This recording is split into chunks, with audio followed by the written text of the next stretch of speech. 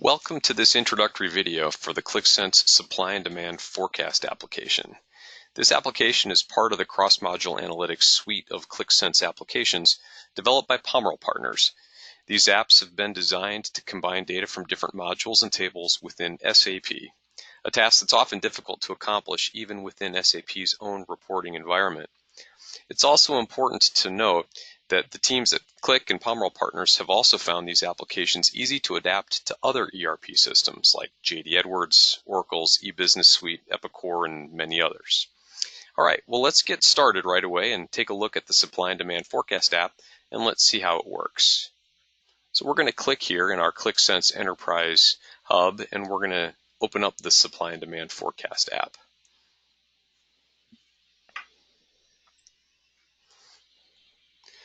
So the sheets are laid out in classical style for Qlik. We've got our base sheets across the top, which are akin to our production sheets. We've got some community sheet here, and we've got some My Sheets. These are sheets that I've worked on and have made my own and have yet to be published into production. All right, so to get started, we're going to take a look at the overall 15-week forecast with supply and demand. So I'm going to click on that sheet, and we're going to open it up.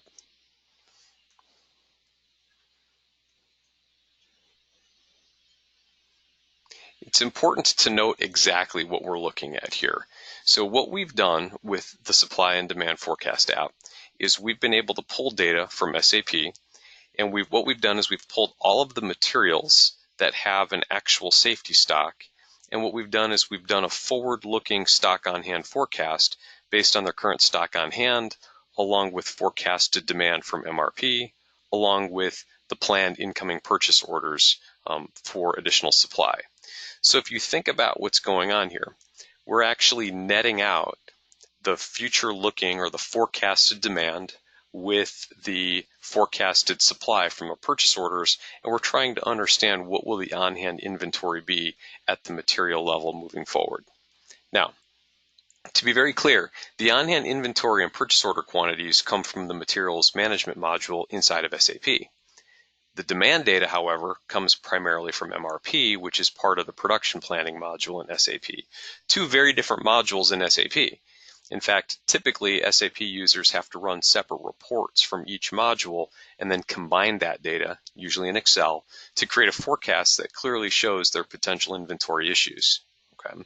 This app, this supply and demand forecast app, automates all of that manual effort, and then it lets you do all kinds of analysis on the resulting data.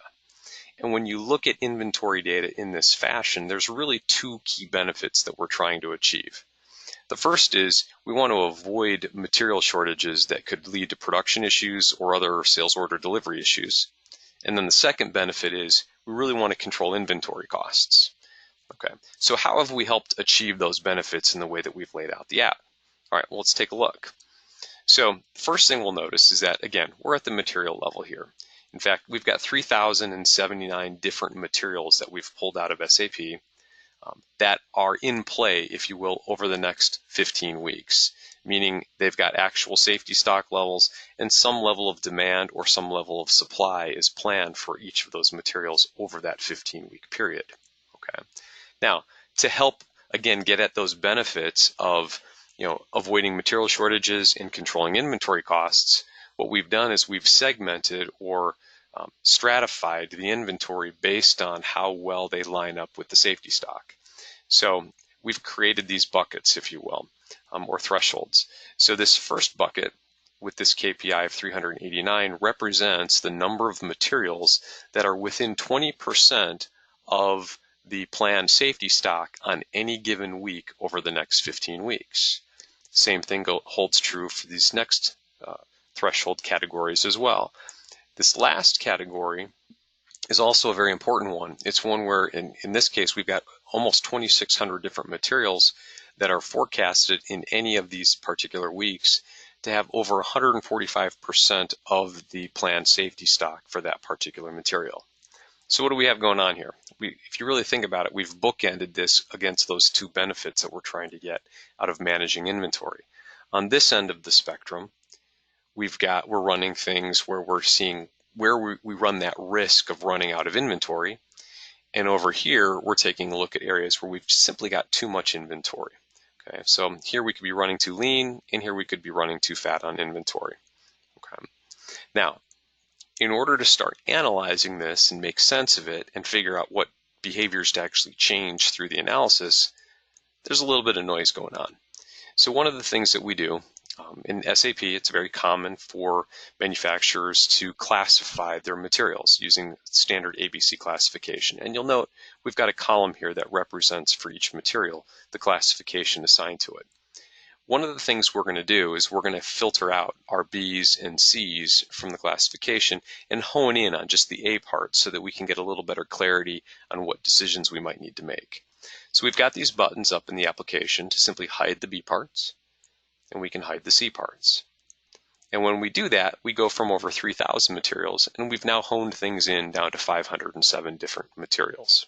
Okay, so pretty simple, pretty straightforward. Now let's take a look at our thresholds. Again, we're down to 91 materials that are running a little lean based on safety stock, and we've got 468 that are running a little fat based on excess inventory projections.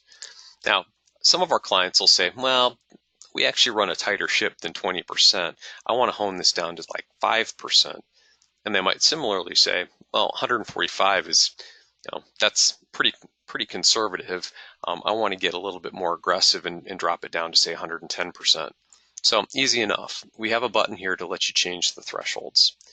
So when we click on this button, it's going to open up a series of sliders, and it'll let me go in and just drag this down to say 5%. And then I can ratchet down the excess inventory and move it down to say, let's just do 110%. Drop it down there. And then we just click the button to go back to our forecast, and everything will update accordingly. So we went from 91 materials down to 81. There's still 81 that over the next 15 weeks are within 5% of our projected safety stock, and we're now up over at 480 parts, or materials, that would be above 110%. So again, this gives us the ability to kind of hone in and understand exactly which items really need our focus and attention on. Okay? All right. So now that we've done that, let's start to interact a little bit more with this particular table down here where we've got our forecast details. Okay. One of the things that most of our clients will do is they like to sort based on these columns. So if I click on week 1, I can immediately filter up and see which of my A parts has the biggest potential for a stock out or a production issue. Okay. And I can see that based by the fact that we're in the red. So we've got a few materials that might need attention. Now, if I look at this as well, I could go 2 weeks out. Any of the weeks is filterable, and I can go in either direction. I can filter it based on excess inventory, and then I can filter it based on where I've got a potential inventory shortage. Let's take this one as an example. Let's take our first item here, which is the motorcycle fuel. And let's do a little bit of kind of real-world analysis into how this might work.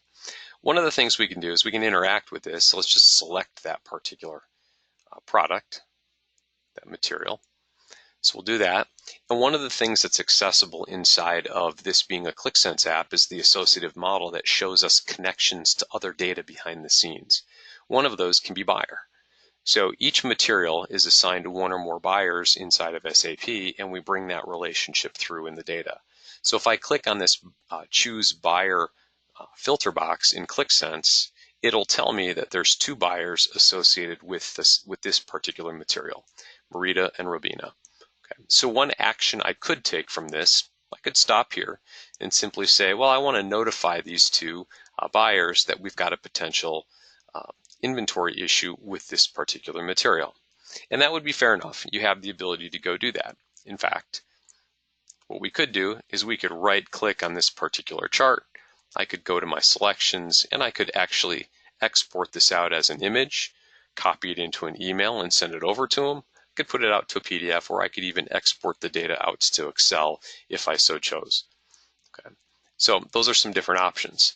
One of the other things I might do is I might choose to put a bookmark in place so I can keep track of this as a potential issue. Say I were a supply chain manager.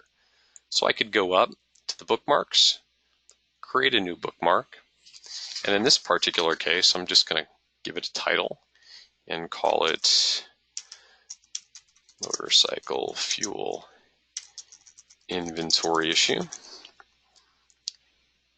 and we'll keep track of that. I can click out, and then I've got that saved so I can come back in later this week or next week and keep track of this particular issue. So that's one kind of call to action that I could take from this. Okay. Now, there's some other ways that we could look at this too, and we could say, well, maybe there's a little bit more to this than what we were suspecting. Okay. And so in that case, what I could do is I could go back and take a look at this in a little more detail and say, well, what else do I have going on here?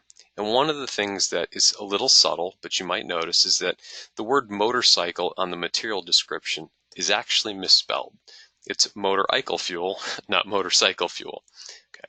Now, I don't want to necessarily speculate that that's the reason why there's a problem with this particular inventory item, but it could have something to do with it.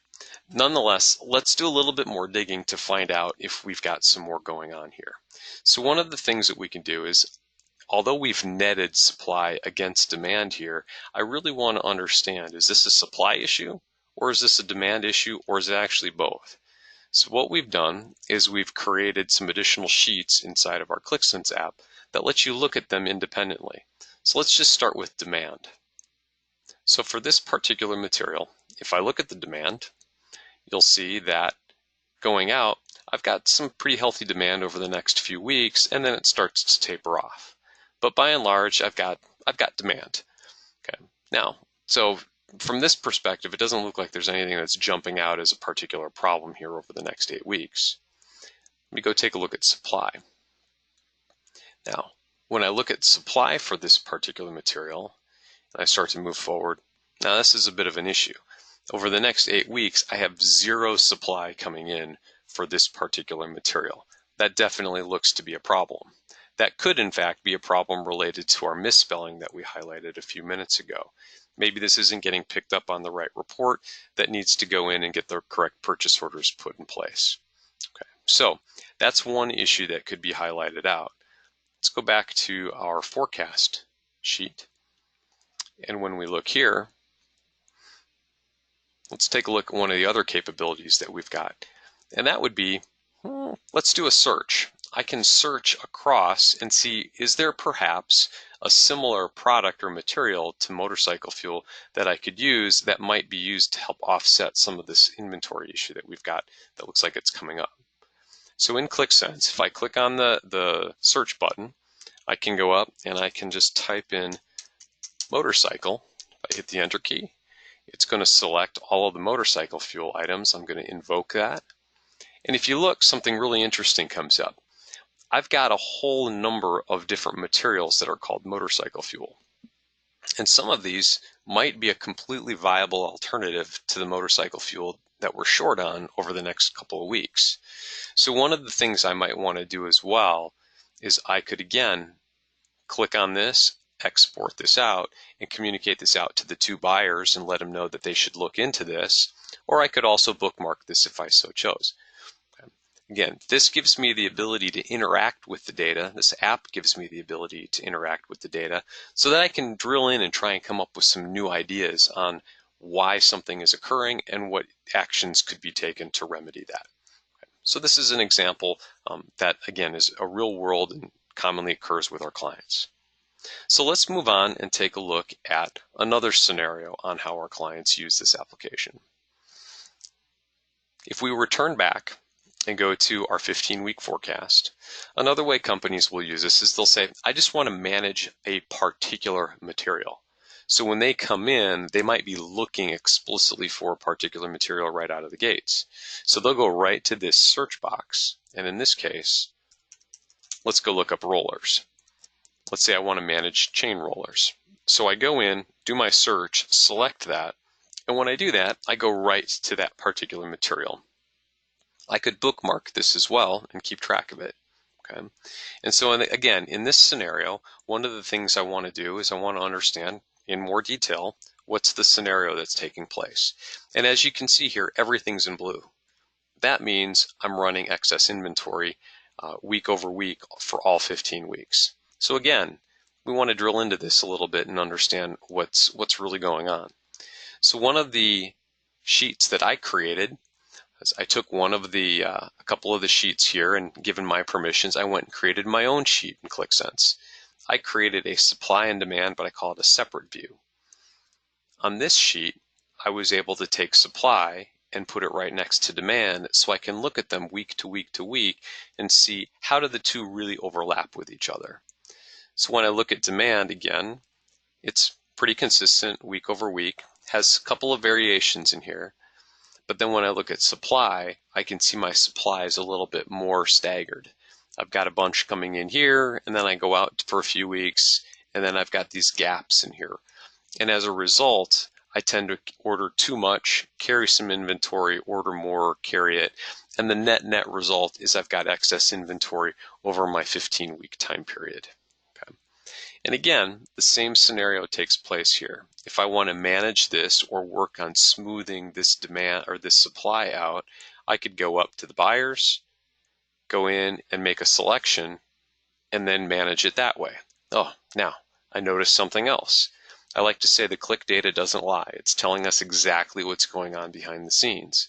When I look at the buyers here, I notice that I've got a buyer named not mapped. And what this means is that when Qlik brought in the data from SAP, every record is supposed to have a buyer associated to that material. In this case, it found some that don't. So what we do is we bring it in and we call it not mapped. It's an intentional technique to help us sort out bad data as it comes in through SAP. Now, you can do the same thing. I can click on not mapped and just see if there's actually any real data associated with it. And when I click on it and it turns green, I don't know if you saw it, but the numbers behind the scenes change right away. We'll do it again. Take it off, the numbers change, put it back on, and you'll see that the numbers do in fact relate. This means there's live bona fide data tied to a buyer named not mapped. Again, a good example of a data quality problem, one where I could keep that selection, go back to my forecast, and then use that same technique we've talked about a few times, which is I could right click and export, or I could take a bookmark of this and communicate it to the other two buyers and ask them if they can go in and take care of this and clean it up. Again, a very common scenario that takes place out in the real world. All right, well, let's look at one last scenario before we wrap up this intro. We're going to clear out all of our selections. And on that same theme, let's take a look at things from a buyer perspective. So in the first scenario, we came in and looked at things from an overall perspective to try and find a material that needed attention. The second scenario, we came in looking for a specific material because we wanted to manage it that way. And in this third scenario, we're going to take a look at things from the perspective of analyzing the performance of a buyer in particular. So I've created another sheet myself on this one to take a look at what I call buyer forecast actions. And it's really straightforward. I was just able to copy one of the other sheets, drop this onto a new sheet, and then put in a filter box that shows the different buyers. Again, simple. Now, if I'm a supply chain manager and I want to understand the performance of one of our buyers, let's say Alberta, all I have to do is click on that name and it will immediately filter out our supply and demand based on that particular buyer. It's an easy way to do simple performance management of our buyers and understand how well are they managing their inventory. In this case, there's only two A parts that are tied to Alberta, and one of them doesn't have much activity at all, so we're not going to worry about that. But the one for the BNC adapters, she's in blue and she's carrying a lot of excess inventory with that. So I can keep that selection, and if I go back to my forecast, that selection continues to be held. I've got it here, and again, I can do the same technique. I could actually drill in just on this particular material, make my selection, and then I can export this out, or I can bookmark it, and I can work with Alberta to understand how are we going to manage the inventory on this one a little bit better. All right, we'll take that selection off. This concludes our basic intro demonstration of the Supply and Demand Forecast app. Again, this application is part of the cross-module analytics suite of Qlik applications, which was developed by Pomerol Partners. If you'd like some information on how you can go ahead and purchase this application, we invite you to visit us at crossmodule.com and click on the Contact Sales button on the top right. We thank you so much for joining.